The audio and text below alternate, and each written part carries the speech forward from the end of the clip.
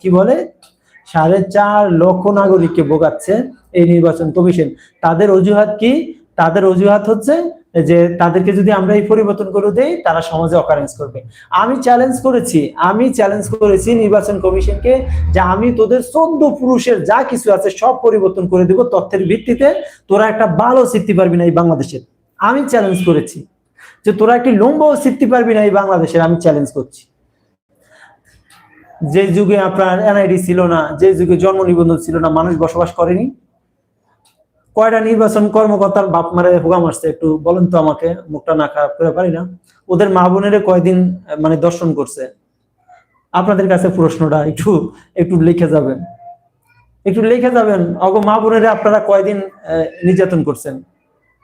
একটু লিখে যান আমাকে। তো এগুলো নাকি তাদেরকে পরিবর্তন করলে বা তাদেরকে যদি সমাধান করা হয় তারা নাকি কি লম্বা সিরে একবারে খালে ফেলাইবে।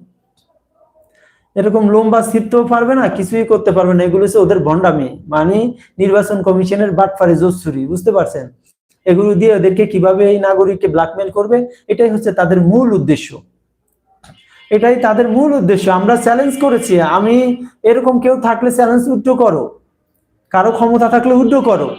আরে হারামজাদা, তারা যদি কোনো কারণে যদি তাদের তথ্য গোপন করতে চায় তারা নিজেরাই তো বিপদে পড়বে।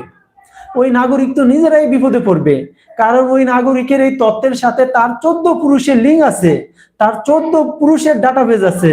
সুতরাং সে যদি স্ব ইচ্ছায় বা কোনো অকারেন্স করার জন্য কোনো ডকুমেন্ট লুকায়, এটা কি সম্ভব? লুকানো সম্ভব? কোনোদিনও না। বরঞ্চ সে লুকাতে গেলে নিজে বিপদে পড়বে, কারণ সে তার বাবা মায়ের ওয়ারিশ থেকে বঞ্চিত হবে, সে বাবা মার সম্পদ থেকে বঞ্চিত হতে পারে।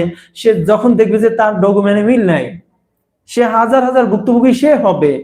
এখানে তো তোদের কোনো প্রশ্নই আসে না যে তোরা ব্ল্যাকমেল করবি। 4.5 লক্ষ নাগরিকের তথ্য পরিবর্তন করলে তারা কি করবে? তোদের মা বোনের হোগা মারবে, না কইয়া পারি না। তোরা যে হারামজাদার বাচ্চা, তোরা সেটা স্বীকার করস না।